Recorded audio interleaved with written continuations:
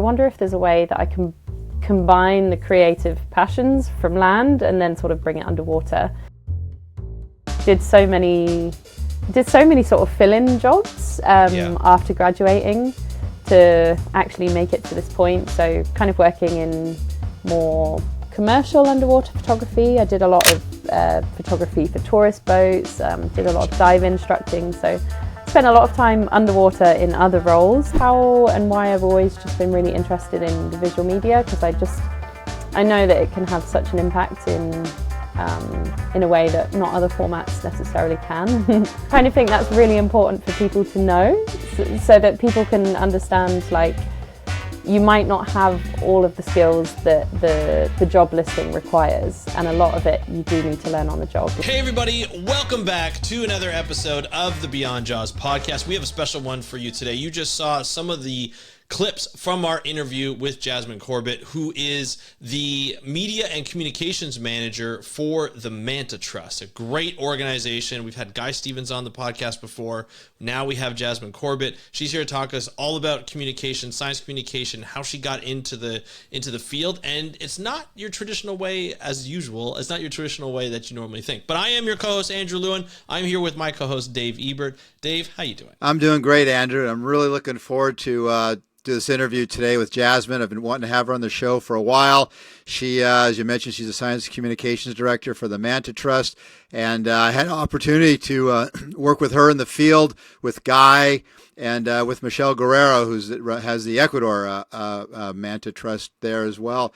And they're wonderful people. You can check out the episodes with Guy and Michelle from last year, but was really super happy to have Jasmine on there, and as you said, she has an interesting story, journey to how she ended up in the position she was in, and I think everyone listening today, our audience is going to really enjoy hearing how she came to be the Science and Communications Director for the Manta Trust. And I think, and this is another story where it follows a passion, right? She had a passion for diving. She had a passion for taking underwater videos, underwater photographs.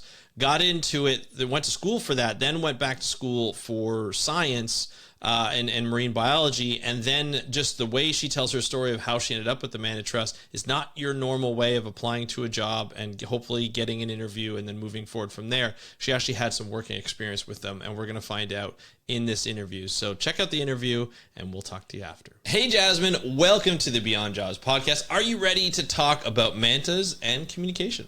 I am ready. I'm very excited. Nice. Well, I want to welcome everybody to the Beyond Jaws podcast, where we have a super special guest today.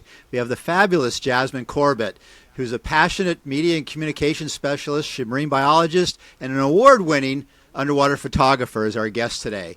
Jasmine is a passionate media and communication specialist, a marine biologist, and as I mentioned, award-winning photographer. She plays a pivotal role in promoting the conservation efforts and research initiatives for the Manta Trust.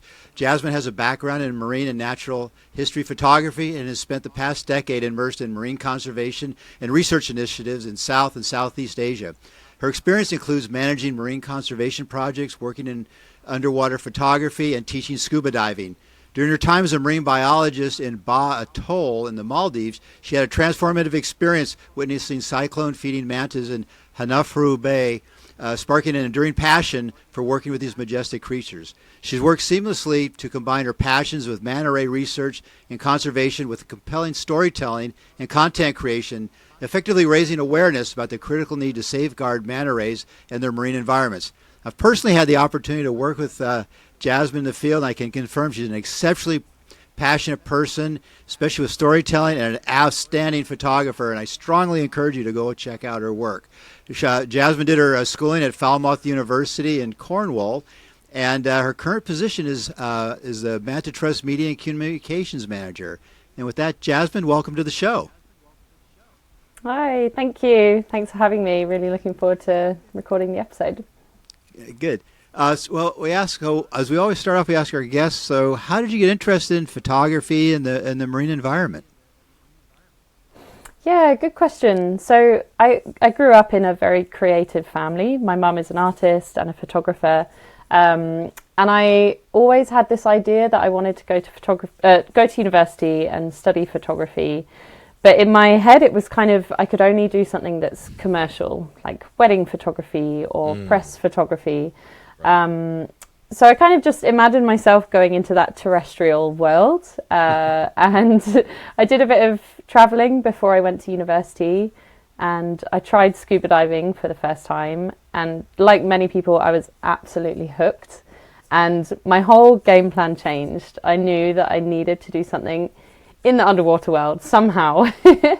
And so I kind of thought to myself, I wonder if there's a way that I can combine the creative passions from land and then sort of bring it underwater. And I stumbled across this university degree at Falmouth University called Marine and Natural History Photography, which is essentially a science communication and wildlife media degree. And I just knew that was what I needed to do. So yeah, I went to study marine and natural history photography.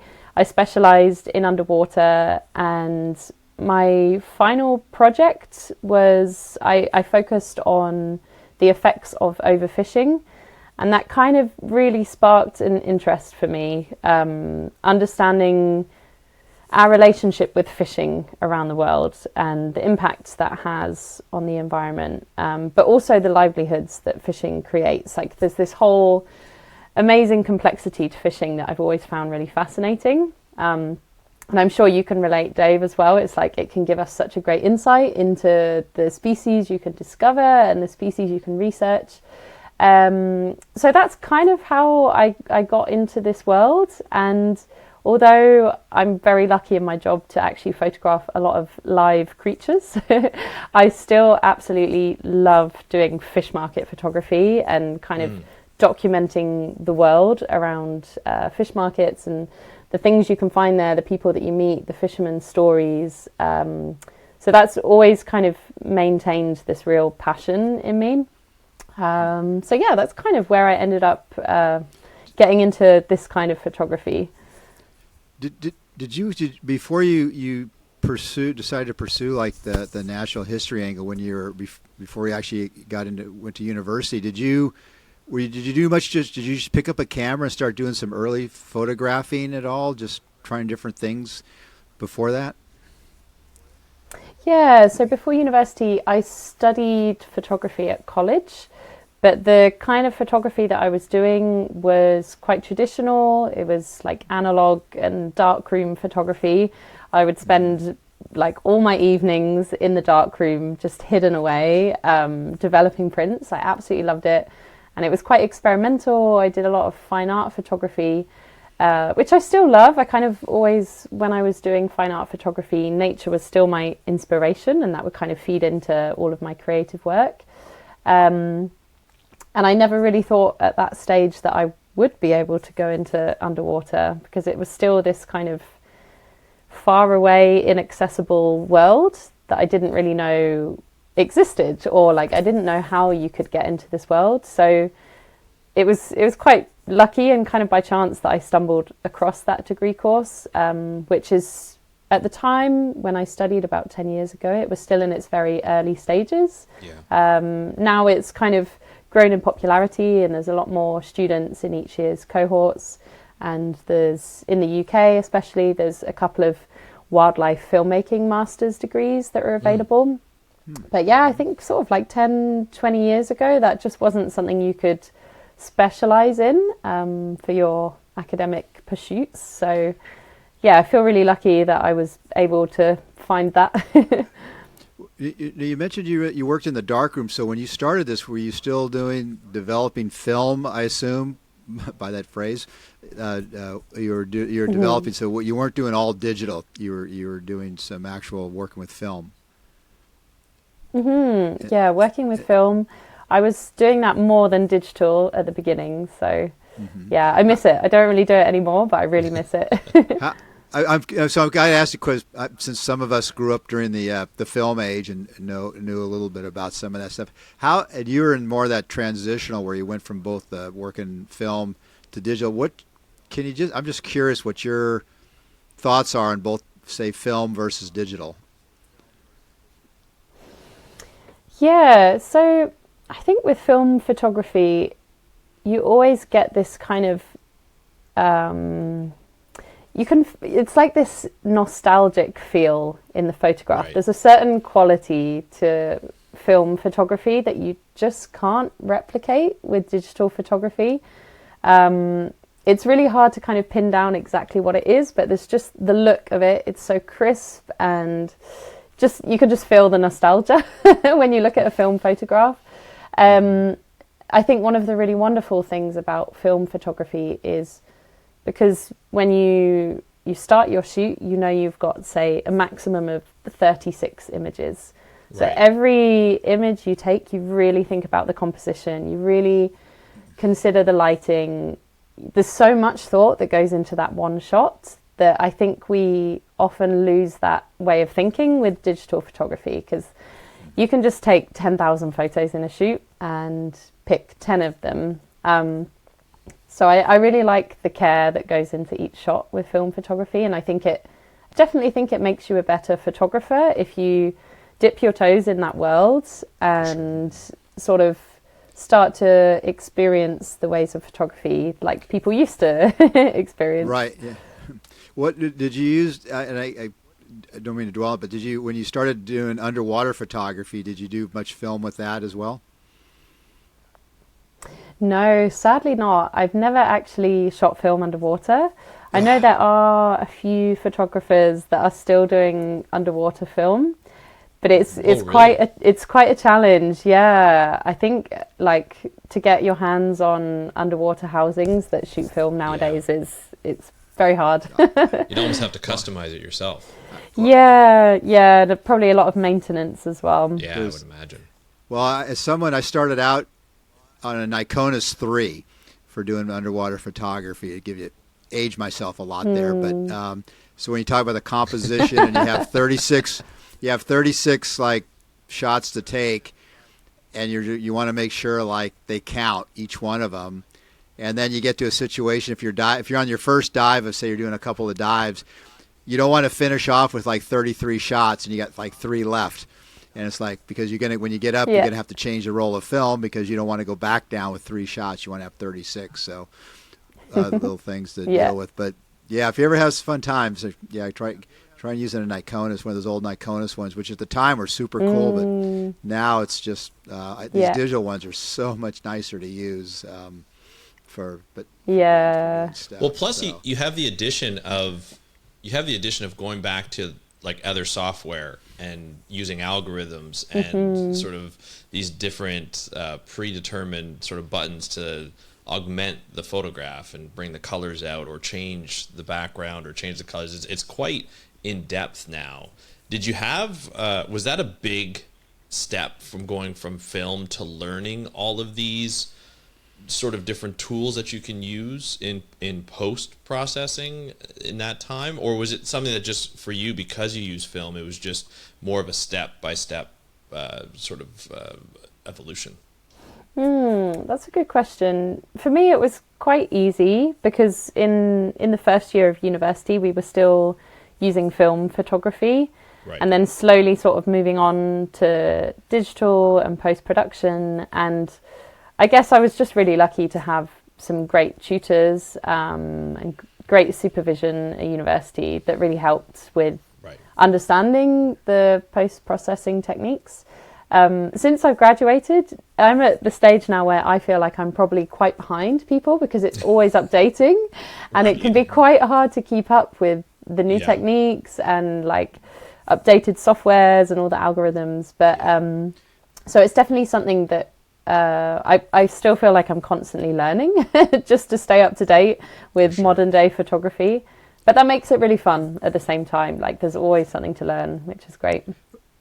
On your when you're going back to when you're at university, kind of in your career trajectory, at what point did you go start diving and realize like, wow, there's this whole world underwater I want to capture on film? Was it during your university, or at what point did you start doing your diving?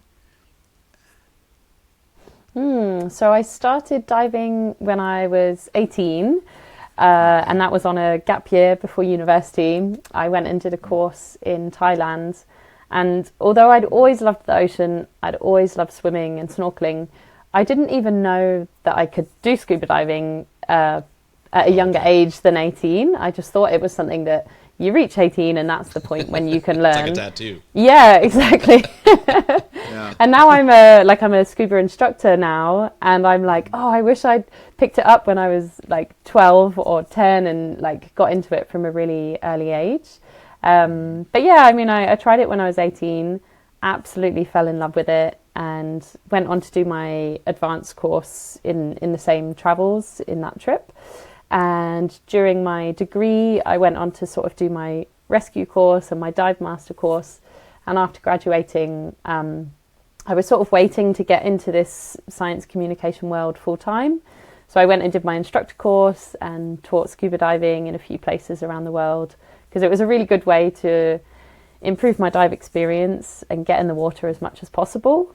And I think having now as a sort of dive professional, I think that's also improved my photographic techniques underwater as well, because I'm very self-reliant. It's helped my buoyancy kind of be spot on, which is so important for videography underwater. It's like maintaining that neutral buoyancy it's really tough when you have a camera in your hands. So I don't think people realize how difficult it is to get that perfect shot. I mean, you have these animals that are moving at their proper speed, and so some of them are faster, some of them are slower. You are moving, you're trying to stay buoyant, you're trying to look out for everything because you're still scuba diving, so you still need to maintain like your safety and things like that, and look around. But then you just have to get that shot. I remember when I worked for the government here in Canada, we used to do these training activities in the fall. Our field team would offer these open sort of it was like an open way of like, if you were a scuba diver, you can go and practice your scuba diving, and they would bring out instruments, and they would let us it was like field instruments, and one was a video camera, and like, okay, and this is in a 10-foot deep pool where you had to maintain your buoyancy in 10 feet of water, which is very difficult because your body just wants to pop up to the top all the time, and you had to stay still to get the shot. It was so difficult. I did not expect that. How long did it take you to go from diving with a camera, whether it be photography or videography, to really, in your opinion, get to the point where you're like, okay, these are like proper professional products that I can produce here? Yeah, I mean, it really took some time. I think when you can be a really comfortable diver, and say you get up to your dive master and you feel great, your buoyancy's great, you're trim in the water, everything feels super comfortable. You throw a camera in the mix and it's like you're a beginner diver again. So you really have to go back to the first point and like feel very humbled and kind of just accept that, it's going to take some time. I mean, I still feel like I'm learning, but because I went from the point where I was in my job scuba diving and doing videography, and then in a lot of locations we didn't have access to scuba, so then you're free diving and doing videography, which is like a whole nother ball game. It's like, doing everything that you're used to on one breath and popping up and like getting that shot again, popping up to the surface, kind of getting your breath back and going down again. But I think I'd say it probably took sort of like 5 years to feel truly comfortable. And then another thing to throw into the mix is every time you upgrade your gear to something bigger, then that's the next challenge. There's more settings. It's like a bigger, heavier setup, which has more drag in the water. Then you get tempted to buy some cool video lights and then some strobes, and you just add more accessories. That's actually that's really funny, because I was watching a video. This a woman I had on my other podcast, Aaliyah, she is a part of the Finstitute in Australia, and she was talking. She's an underwater photographer and videographer, and she was talking about how normally she just goes down with a regular camera with very small housing, and then she said, and here's like my bigger gear, which is like it's you gotta, and then she put the strobes on, and she was talking about how difficult it was to maneuver and stabilize, and it was just like every time she added something, it was even more and more difficult. So I can see that's like a professional thing across everybody, right? Where it's like the bigger the gear that you see in like National Geographic and things like that, that is, you're getting into advanced and difficulties. that we can't even comprehend here above water. Yeah. Oh, totally. So- All part of the fun, though. I love that challenge. Yeah, for sure. You mentioned you took like a year when you really started getting into it. You took a gap year and went to like Thailand, Southeast Asia. Why'd you happen to, just out of curiosity, why'd you happen to decide like I'm going to go to Thailand out of any place you could have picked? Just why'd you happen to go there? Good question. I kind of, at the age of 18, I think it was quite, I mean, I'm sure it's still quite a typical route for people to do, but there's this kind of standard Southeast Asia backpacker route. Thailand, Laos, Cambodia, Vietnam. So I was kind of just, jumping on the bandwagon and wanted to do a bit of backpacking and hadn't really even considered, on this trip I'm going to try scuba diving and fall in love with it. It was just something that I thought I'd give a go, and that kind of like changed the whole perspective of my travels and all the travels that followed on from that. I think every trip I've really ever done has just always been centered around diving and what marine animals I could see. So It's amazing to think that's something that you came up with during a backpacking trip, sort of sporadically, and just said, okay, I'm just going to try this and see how it goes. And it's all of a sudden it's changed the way you live now. Like it's your profession, it's your, it's like you said, every trip you take, and what can I see and where do I go? It's amazing how that sporadic, thought, we're like, okay, I'm going to try scuba diving on this backpacking trip when I'm 18, and it's going to change life. But you mentioned that you did that while you were waiting to get a job in science communication. You have a degree that is really focused in on science communication. How many, I guess, did a lot of your fellow students get jobs within a similar industry like wildlife and communications, or did they go to National Geographic or BBC, or what was the path that, obviously we know your path and we're going to talk about with the Manta Trust, but what were the paths of the other students that you may have known or kept in touch with through that course? Yeah, that's a good question. It's a real mixture. So some go to sort of more blue chip style media. So work on big productions with BBC, or Nat Geo, or Disney, and others go into the kind of route that I went down. So charity communications or conservation communications. But really, it's quite a competitive industry, science communication. It certainly took me quite a long time to finally actually get here. And I know that wildlife media at the moment, it's such a saturated market. And there's a lot of productions that are kind of slowing down. And I think during COVID, there were so many big natural history productions because it was what people wanted. People were at home looking for something to watch, and then after COVID, people were able to travel more, and they weren't kind of sat down in front of their TVs as much, and they were able to get out in nature. And so there's a real sort of slowdown in the industry, and it's really tough because there's all of these people that have got amazing qualifications, amazing skills, tons of dive experience, and there's just not quite a lot on offer right now. So I feel really, really lucky that I'm able to do this role full time. It certainly was it took a really long time to get here. So I'm really grateful to finally be here. Sure. And I did so many sort of fill-in jobs after graduating to actually make it to this point. So kind of working in more commercial underwater photography. I did a lot of photography for tourist boats, did a lot of dive instructing. So spent a lot of time underwater in other roles before I could kind of secure this one. So when you were moving along in your thing, at what point did you decide, or was it early on you decided the whole science communication and the photography, you wanted to kind of wed those two passions of yours? At what point did you think hey, this is the direction I want to go with it? Because some people do more just the science communication, others just really stick into the photography, and then of course some like you kind of marry the two. At what point did you think you could pull those two? Do you want to pull them together, or did you always have that thought or that direction?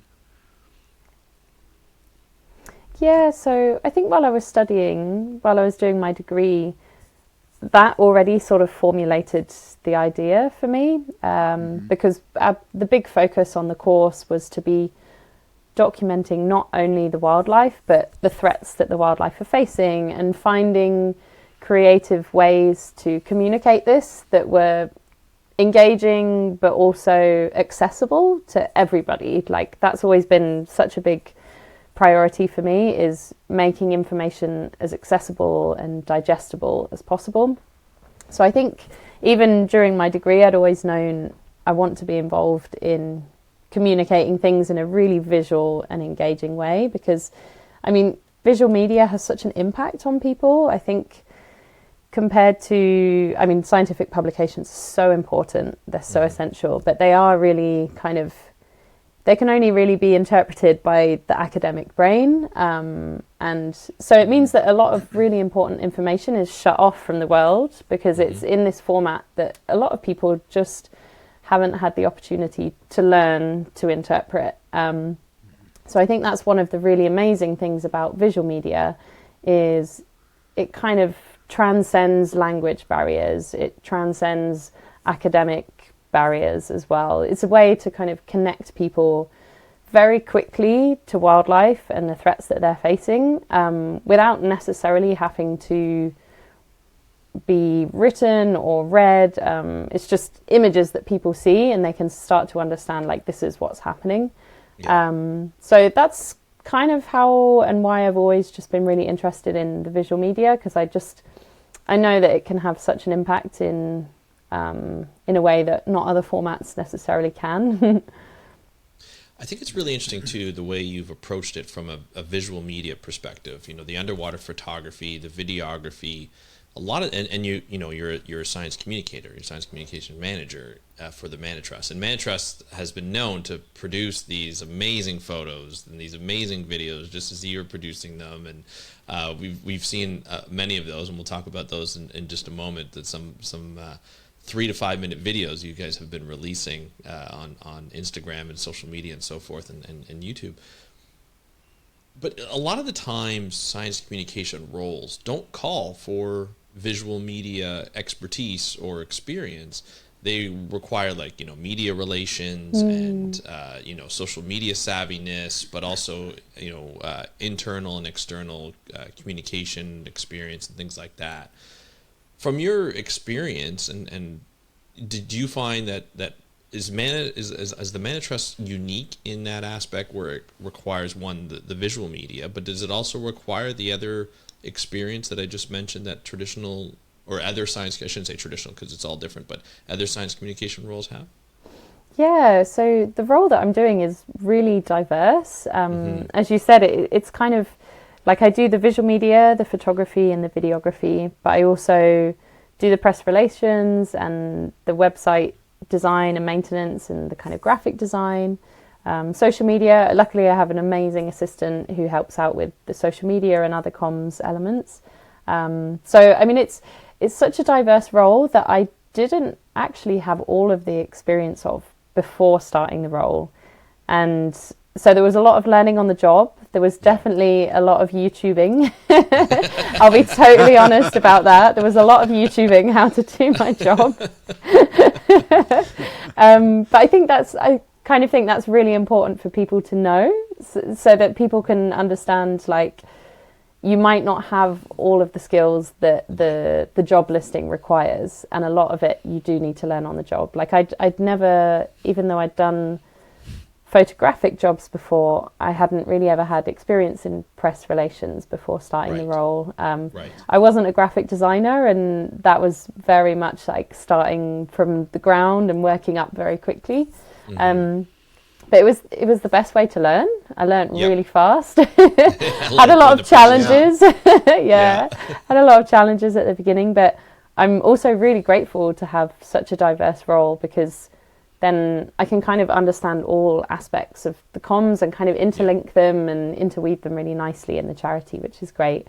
And I would say the charity, the Manta Trust, is really supportive of learning on the job. They knew that when I took this role that I didn't have press relation experience or marketing experience, and they were really supportive of me learning as I go. So I've been really lucky with that. I think other charities, depending on the size of the charity, if they're a much bigger charity, they'd probably have one person allocated to the content creation and the visual media, and then another person that's like just for press liaison and marketing, and then another person for the web and graphic design. So, but smaller charities like ourselves are very much like all elbows in, all hands on deck. You know, everyone gets involved in everything, which is really great. How did you first get in connect with the Manta Trust? Yeah, that's a good question. So I was working as a marine biologist in Boa Atoll in the Maldives for an organisation called Reefscapers, and they focus a lot on coral restoration and coral propagation and sea turtle rehabilitation. And our headquarters was actually shared with the Manta Trust team. And I kind of, on my days off, I would sometimes help out on the Manta Trust research boat, and we'd go to Hanufaro Bay, which for anyone that doesn't know is essentially where the largest aggregation of reef manta rays gather in the world. So it's this incredible hotspot for reef mantas. It's just an insane place. There's not really anywhere like it. You get cyclone feeding manta rays that are feasting on this plankton soup that you're swimming in, and it's just incredible. And after spending some time there, I just knew, like, okay, I'm obsessed with mantas. I need to work with them. Yeah. And just from spending so much time with the team, I just really respected the Manta Trust's ethos and their ways of working, and yeah, the kind of focus that they had in mind. And yeah, just got really close with them, got to know them. And luckily for me, I then got offered a position with them to manage one of their research bases in Lamu Atoll. So that's sort of south central Maldives. And I worked there for a couple of years, managing one of the research projects. But at the same time, I was doing photography and videography for fun because I had an underwater camera. I was using it also a lot for the research elements, because a lot of our research projects use photography, like imagery for the data. So it was really cool. I was very much involved in the science, but all of our research equipment involved cameras in some way. So I loved that. But because I was doing a lot of photography and videography for fun and making short form content about the charity, when the previous media and communications manager was leaving the role, the charity founder and my now boss had seen some of the content I created, and they were like, Jazz, you do photography, right? Would you want to switch over to the comms side? So it was all kind of quite organic. I didn't really necessarily ever, before working with Reefscapers, think, there's this organisation, the Manta Trust, that I really want to get a job with. It was just kind of quite natural, got to know them in the field and was like, wow, the work they're doing is incredible, and I really respect their ways of working. And also never really thought I want to be doing the media for them, and never thought I'd have that opportunity, and it just kind of organically flowed to that point. So I'm very lucky that those opportunities came about, because I didn't really ever imagine I would get to that point. So was this an opportunity that you applied for, or that you just discussed just based on your experience and building that relationship with them? So the media and comms role I didn't apply for, because for people that are working internally already with the charity, if they have the right skill set, there's the possibility to move on to different roles in the charity. Gotcha. I'd always known that I wanted to get back into conservation communications in some way, but didn't really go out searching for that. So it was kind of just when I got offered the opportunity, I was like, sweet, I can get back into science communication, and I'm really excited about that.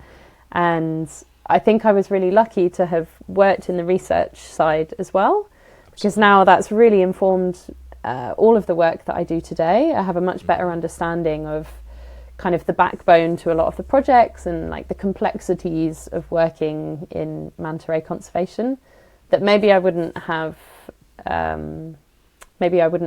experienced so much if I wasn't working in the research role with them before. So it's been a really nice way to kind of have the experience of two roles merged into one. Just getting back to your sort of dual, like doing photography for art and photography for science. How different is that when you're using a camera for science compared to trying to make the most beautiful image ever? Like how, from your perspective, learning it from an art perspective, now using it for science, how different is that? Yeah, I mean, it's totally different. So just to give you an idea of when I would do a research dive in Lamu Atoll, when I would drop down in the water, I would have like 10 pieces of equipment strapped to my body. And that would include like a few, like we would call them RUV cameras, remote underwater vehicles, essentially. So like we would be putting loads of GoPros down on the reef and either doing time-lapse photography or just running videos. And we'd put those cameras down on a manta ray cleaning station.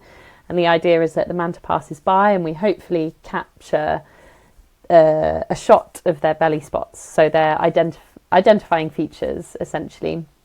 But aside from that, we were also measuring the wingspans of manta rays using a device called a stereo video photogrammetry device, which is a super cool thing. It's basically this bar with a GoPro either end, slightly angled in towards each other, and it's calibrated to measure the wingspan of a manta when you're swimming behind it.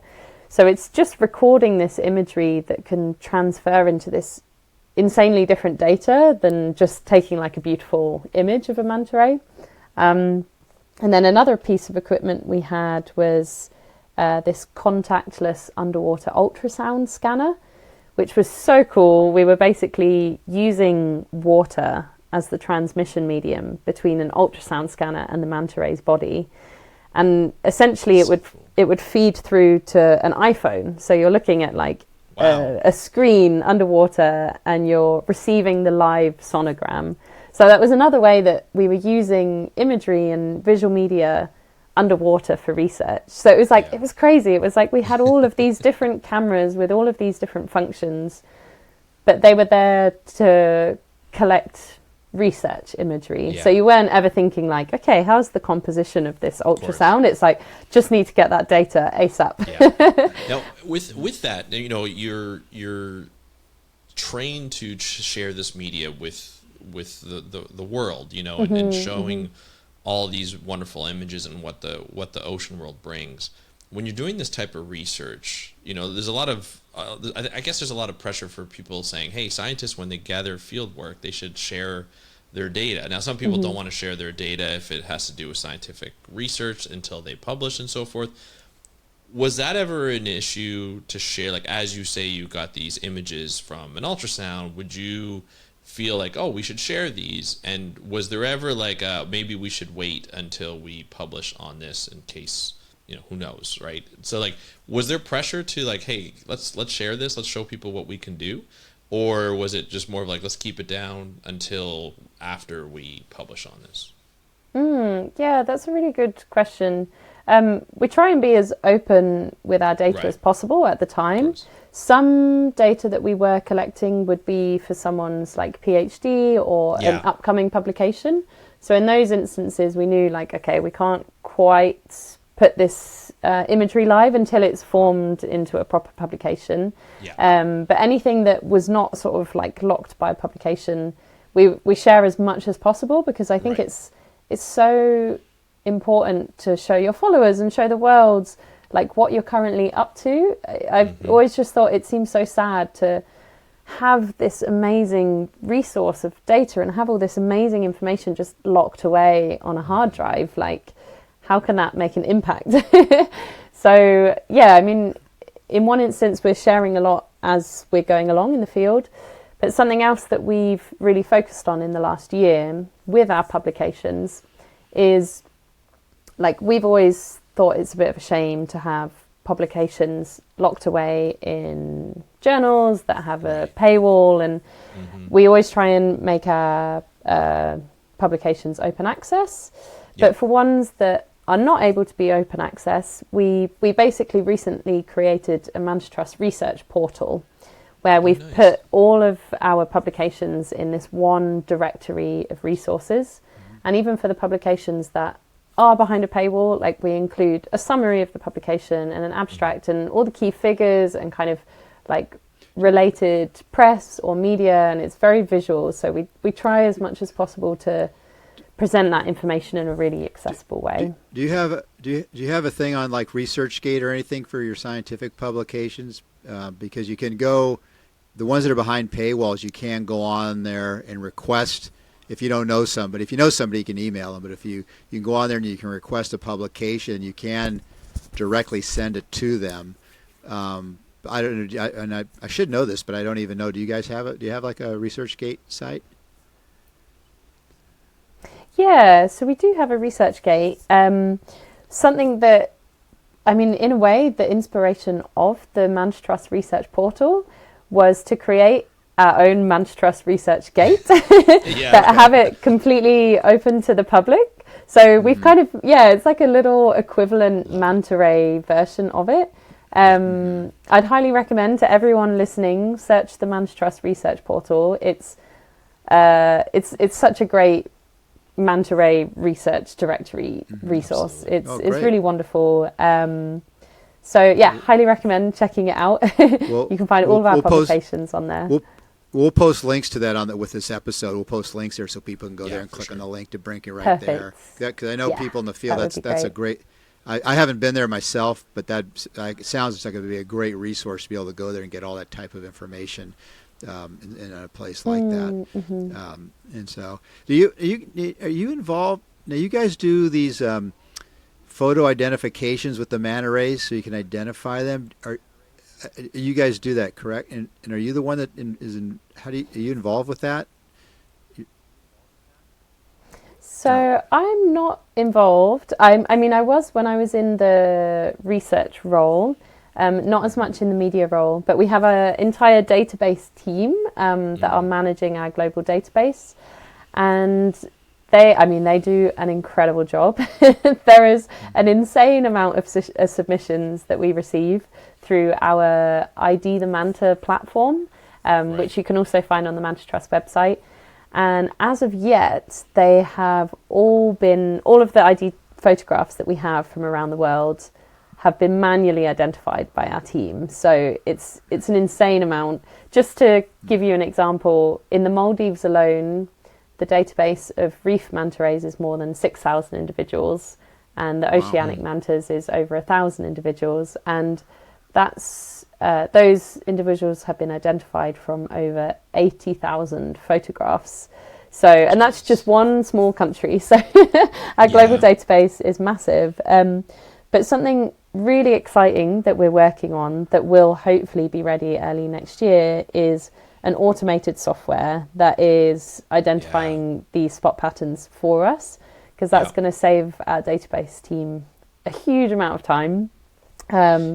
And the really cool thing about this platform is that people, instead of sending their images directly to the global database team, they can have a profile on our new platform where they submit their own images. They can kind of be in like a leaderboard, so you can see like, okay, I'm the top submitter of this week. Yeah, exactly. Love it. It's the best way to motivate people, and it's the best way to get people involved in citizen science is like showing them like, you have your own page, you can see all the mantas you've identified. It's so nice when you can make science fun for people that aren't necessarily scientists, but say there's like scuba divers or snorkelers that go on holiday.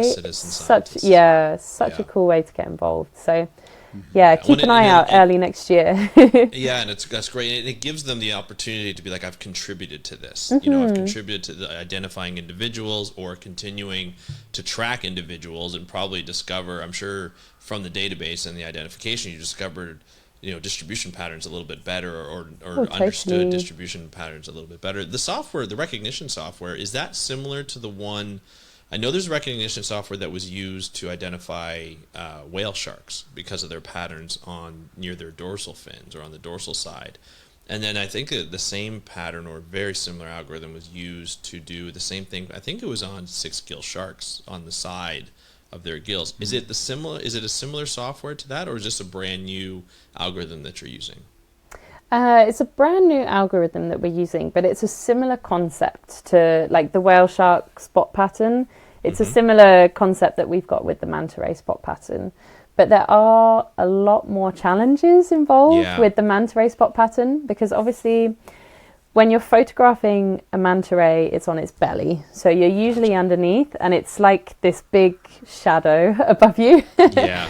So the spots are often very hard to actually see in a photograph, especially if you don't have strobes or a flash. And usually if a manta ray is feeding, it's in this kind of plankton soup. So often the plankton inconveniently looks like spots on the belly. Yes. So yeah, it's definitely been quite a challenge. Not saying that whale shark researchers have it way easier, because they've still got a lot of whale sharks to identify. Yeah. But the whale shark pattern next to the gills is super defined. You can in the software that you use for the whale shark ID, you can kind of like trace the lines and then the spots. So it's a little bit easier to identify them. Whereas with mantas, sometimes they can have like a really clearly defined spot, and then they'll have a splodge, and then lots of teeny tiny spots. And so it's taken us many years to develop that algorithm and get it to be reliable. And it's still in the development phases, And even the photographs, do you put on workshops or instructional videos for some of the divers and some of those photographers to get the best out of the picture if that's what they're going out for? Yeah, so on our ID the Manta page on the Manta Trust website, we've got a clear sort of guide on that page on how to get the best ID shot, what kind of area people should be looking for. That's awesome. We're super lucky because we receive some really incredible submissions as well. Yeah. When you get that perfect ID shot, it's like, yes, thank you. It's great. And sort of like moving back to what you were saying previously, like we're so lucky because so much of the data that we have from around the world isn't actually from our researchers. It's like so much of that information is from just keen divers, people that work on liverboards, people just keen snorkelers, and it's such a vast amount of information that we've got that we wouldn't be able to have if it was only our researchers in the field. Our database would be so limited. So we're super lucky to have that as a resource. That's amazing. That's awesome. Now, what's interesting with a lot of the research, you have a lot going on at the Manta Trust. There's research that's going on. There's this community feel with getting people engaged. But there's some complex information out there through your portal, for the research and so forth. And it's your job and your team's job to tell the stories of those. Do you look at each study that's being done and be like, okay, where's the storyline here? How can I get people, our fan base, our constituents they may not be all scientists, they're divers, they're tourist operators, they're people who are just interested in Manta Trust in general. How do I get the storyline out there and put it in such a visual way as you've done with these videos that you've released recently? How do you go about getting that storyline and pulling that out of that research? Because the research is supposed to be boring in a way for a lot of people as they read through it, right? How do you pull that storyline out? Yeah, that's a really good question. I mean, with every project or publication or thing that we need to communicate, we always come up with like a communications campaign, or like we kind of think about who's our audience and what do we want our outputs to be, and then we take a step back from that and then think, okay, best ways to communicate it. But I think with everything that we communicate, I still think it's quite good to keep it quite simple, like have a beginning, a middle and an end to a story in every campaign we do. So our beginning, say we're making like a promotional video about a project, the beginning is explaining the full context. Who are the people involved? Who are the communities involved? Why is this so important? Your middle is kind of like the threats that this animal is facing, or like the issue at hand. And then always trying to end it quite positively. So like, okay, telling people what's the solution? How can you as an individual contribute? Like, how can you be involved in this? And I think those three sections always kind of guide every video or every campaign we do. Is, you know, like, we have to show people what's the ways that you can get involved and make a change. Because otherwise, if I mean, a lot of manta ray conservation in reality is quite depressing because a lot of the manta ray projects that we work with are fisheries projects where manta rays are being hunted and targeted for their gill plates or even their meat, and I mean, they're super slow to reproduce, and it's kind of the way we present it is, it can be quite challenging because in reality it's a massive issue to tackle. And I think if we just show people the really depressing side of things and show that there's not much hope, then we're not getting anywhere. So we always have to show people there is an element of hope and there is a way that you can be involved. So that kind of format guides our campaigns. Now last week we had World Manta Day. I think it was on the 17th of September, which is an annual thing. And you guys had quite a big event at the Natural History Museum in London, which, if I can just say, if you're ever in London, if there's something you have to do, is go to the Natural History Museum. It's one of the most awesome places I've ever been. And I've been to a lot of museums there, but it's pretty impressive. But could you, Jasmine, can you share a little bit about that event last week? Sure. So we were super lucky to be able to host, World Manta Day at the Natural History Museum. Something I never thought we would be able to say because it is just the most incredible venue. Somewhere that as a kid, I would just walk around there and be like, I need to be involved in this world somehow. This place is insane. So this year's World Manta Day, the theme was the power of storytelling. And as the media and comms manager, you can imagine I was super excited about that theme. I was like, this is my thing. I really cannot wait to promote this theme.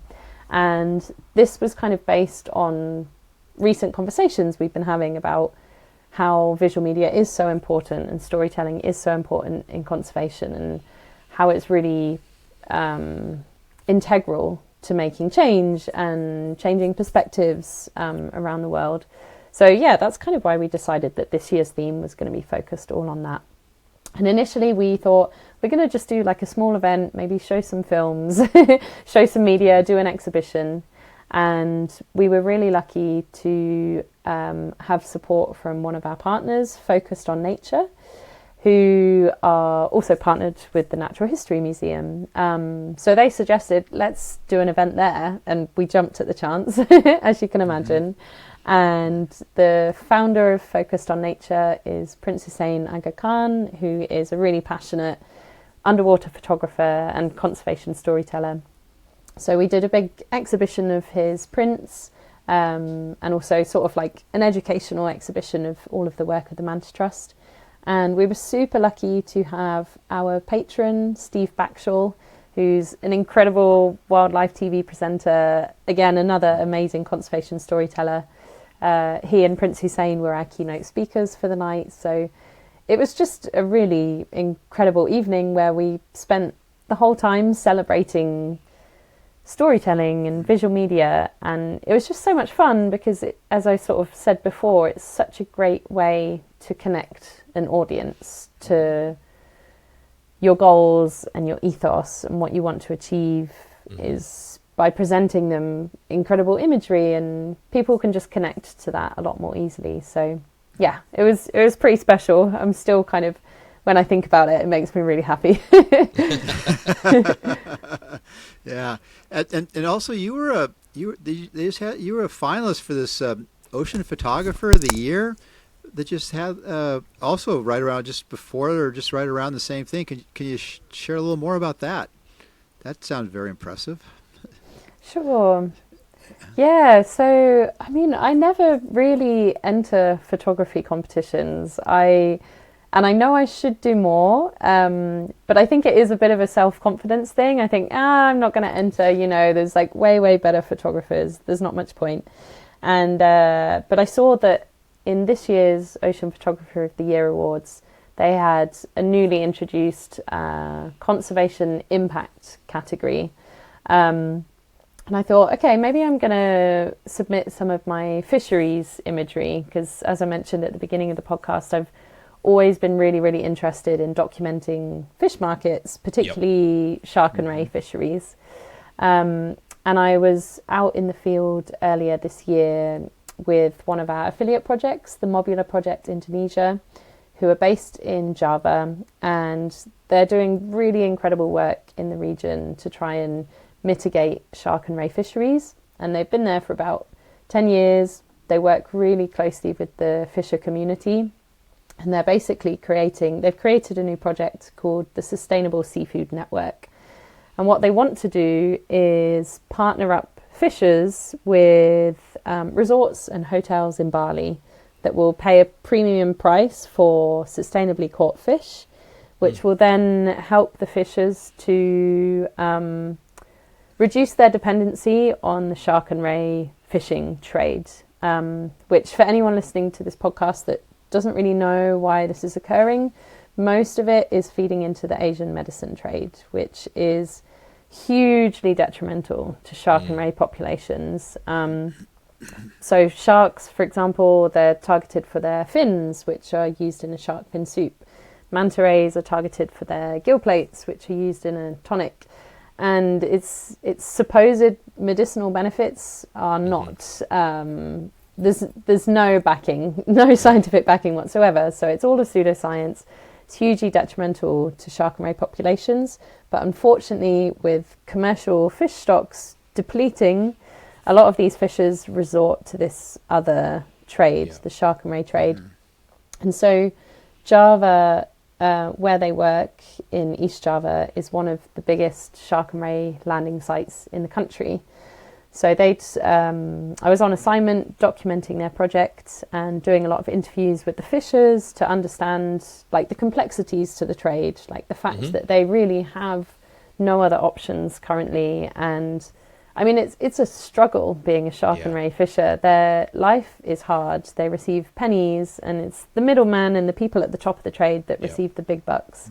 And so a big part of that project was really trying to show people how complicated the trade is, because I think it's very easy to, if you don't really understand how the trade works, it's so easy to vilify the fishers and think that they're the demons and they're causing all the problems because they're the one catching the sharks and rays, whereas it's far more complicated than that, and a lot of them don't want to be doing it. They'd much rather be catching commercial fish, receiving a fair income, not having to fish late at night and catch relatively dangerous shark species far out at sea. So a big part of the project was documenting that. But the image that I shot that made it to the finals was an image of shark fins drying on a roof in Java, which luckily I had access to the location because of the Mobula Project Indonesia team, which if I was just a photographer in the area, I would no way have that access. No, it could be dangerous. Yeah, totally. Yeah, I mean, because it's such a complex trade and it is technically illegal in lots of places. A lot of the trade is mafia run, and there's so many middlemen, and it's so complex to understand as a scientist how this all works. And so it's very hush-hush. But I was really lucky because of the trust between the fishers and the Mobula Project Indonesia to be able to go and photograph this scene. So I entered that image into the conservation impact category, and I was so lucky to make it to the finals because at the event they showed all this imagery on the Piccadilly lights in London, and it's like, oh wow, you can take this really complex and impactful image and then take it to the streets of London in one of the busiest places in the world and introduce some people in the City of London to the shark and ray trade. And I mean, one of the really big complexities with fisheries for me is so many people have such a detachment from the ocean. It's out of sight, out of mind. So a lot of the issues with fisheries is people in big cities getting fish from a can in a supermarket. They have no idea of the roots that fish has come from. And so true. Such a disconnect. Yeah, totally. And it's not really necessarily the fault of the consumer. Unless they're educated of these things, they don't know the impact of the fish that they're eating in the supermarket. And it's hard to explain too, like when you talk about, I was just in Indonesia, but I've been to other places like you have, and it's hard to explain to somebody like in London or in California what it's like when you're in Indonesia, what people really go through trying to get a little bit of money for the fish they catch.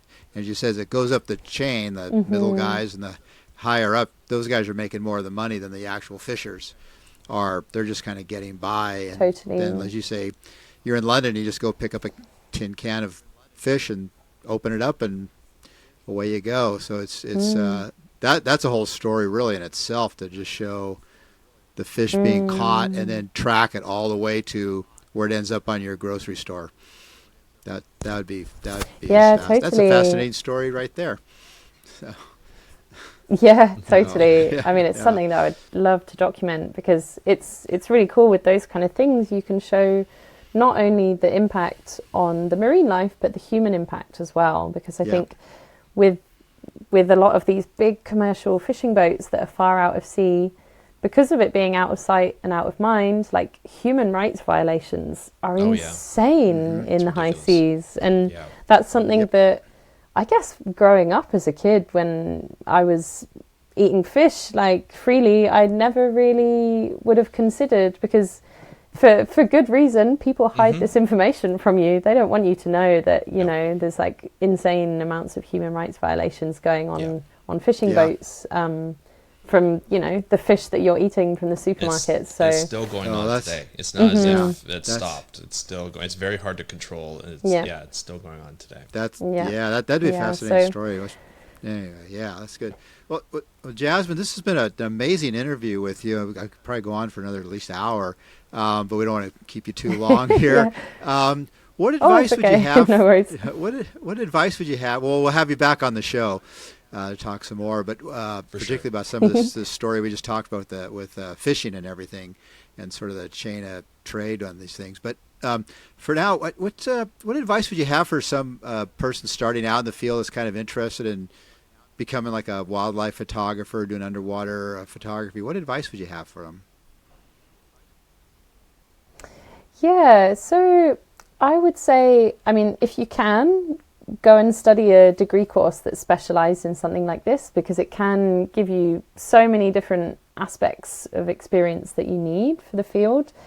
But then at the same time, I would say that you don't have to go down the academic route. There's so many incredible wildlife photographers that I know that haven't studied this academically. There are so many resources for being self-taught. Like, as I sort of said earlier on the podcast, a lot of what I've learned is from YouTube, and there's so much great stuff on YouTube on, you know, how to shoot underwater and camera settings and the equipment that you need. But if you are wanting to get into underwater, getting your dive skills spot on is super important, because it's really, really challenging otherwise. But even if you're not a scuba diver, but you're interested in documenting ocean conservation, there's so many ways you can do it from land as well, which is really cool, because a lot of science and conservation happens above the water, even though it's like ocean focused. But I would say it's really important to kind of find your niche, like find something that you're really passionate about and learn as much as you can about it, because with every conservation project or every conservation issue, there are so many complexities. Like you really want to learn from all of the researchers involved, all of the communities involved. Find a way to learn from everyone that's involved in the thing that you're interested in, and then that will make you a better storyteller. I think it really improves the quality of your storytelling is when you're listening to the people that are from that place and working in that field. Because conservation is so complex. It's just you really have to understand like all the layers to it. But I think one other thing I would say is like it's a way to stand out is to kind of have your own style, and it does take time to develop. But one of the best ways to do that is say you want to be like a journalist, like a science communication journalist, and you've been reading, I don't know, amazing Nat Geo articles all your life, is finding those writers that you're like, I really like their style, I like what they're doing, and pick up on what they're doing and try and replicate that, but also develop it into your own. And it's the same with videography. Like if you've seen a video that you know has been really impactful to you, have a good think about what it is that videographer is doing and how it's impacted you, and then try and kind of emulate that in your own work. It takes time to figure out your own style and something that makes you unique from the crowd. But I think as long as you're documenting and communicating about something that you're really passionate, then your style just kind of comes, it starts to shine through. So, absolutely. Okay. Well, thank you so much, Jasmine, for coming on the show, and good luck on your future endeavors. And we'll definitely have you back on. You have something exciting come up, let us know. We'd definitely like to have you back on the show again to share some more stories. Awesome. Thank you. Yeah, thanks for having me. It's been a pleasure. I love the podcast, so it's great to know that I have an episode. So thanks for having me. You bet. Thank you so much. Thank you, Jazz, for joining us here on the Beyond Jaws podcast. Jave, it was such a great interview. It was so interesting to see how people go into sort of shark and ray and in this case manta ray conservation in very different ways from very different passionate backgrounds. Like photography and underwater videography is like an art form, especially underwater. It's a very difficult thing to do. It takes a lot of practice. It takes a lot of patience. And then getting a science background to be able to tell a story from a different perspective, I think is a really important thing to have when you're working with an organization like the Manta Trust, right? Like, how do you feel about that kind of communication? Like, you're you grew up old school scientist, like that kind of stuff, but you're very big into the communication when it comes to this type of artwork and science, that meld. How do you find that? How important for sharks? I think it's great because, obviously, today it's just a different era now where you have a lot more avenues to do this type of stuff. Whereas when I was coming up, it was very limited in what you could do. Even the camera equipment stuff, the diving, it was just to even get the videos, let alone try to tell a story in it. But no, I'm very much in favor of this. I think she has a terrific story. She, as you said, she went back. She got some background in the marine science. She had the background in photography and filming, and she was able to kind of marry those two passions of hers. And then it was just like a lot of stories we hear, Andrew. It's like she didn't have any kind of a grand plan to wind up as science communication director at the Manta Trust, but it was just kind of circumstances, and happened to know somebody and having an opportunity to go volunteer and do some trips with them. And then when a position came up, she managed to get that position. And it's a great story. And as I say, it's one we hear over and over again from people. And I think we comment on too, is like, it's never a straight line. That's, I think, a message to relate to young people. It's never like, oh, I'm going to go here, go do this, do that, and then I'm going to get this great job I've always wanted. There's always some kind of windy road everyone has to take. And go off in some different directions to get, but just staying focused where you want to go is what's gonna get you there. Absolutely. And I think what was unique about this story for Jasmine is the fact that she didn't necessarily have all of the skill sets required for the media and communications manager, right? She had a lot of the artistic aspects. So the videography, the underwater photography, she had that experience and great experience at that because she didn't go right into the science world after she graduated. She did a number of different projects for different people. So more commercial tourism, that type of stuff. Then when she had the opportunity to work with the Manta Trust, she learned on the job a lot of the times. And that takes a lot of like patience, a great work ethic to be able to say, hey, you know what? Like, I've got one half of the job. I may not have a lot of writing experience or PR management or the connections you would normally have as this. And she even admits it in the interview. She's like, I had to learn. It was a big learning curve, but I had to take the time to learn that aspect. And then she got better and better and better. And she continues to get better all the way through. And now, she's a rock star in the industry, right? And so not only does she have the underwater background, but she also has that all-around communication strategy, PR strategy, all that type of background, because she learned it on the job. And I find that a lot of us, we look at job ads and we look at what's required, and we go out and we look to get that experience. But sometimes you don't have to have everything on the job ad. Sometimes, you may have a connection, or you may have a working relationship with one of the people who work there, who are empowered to hire, and then they're willing to take a chance on you. She just put herself in the position for people to take the chance on her. She volunteered with them because they worked in the same building as her. I don't remember where she was working before that, but they worked in the same building. So she's like, yeah, I'll go out with you. I'll do an underwater dive or a scientific dive, because she had the experience and she gained more. And then like, hey, we've got this position coming up. Do you want to try it? And she's like, yeah, like, for sure, and jump at the opportunity. Now she's been working for, I forget how long, but it's definitely almost a decade or even more.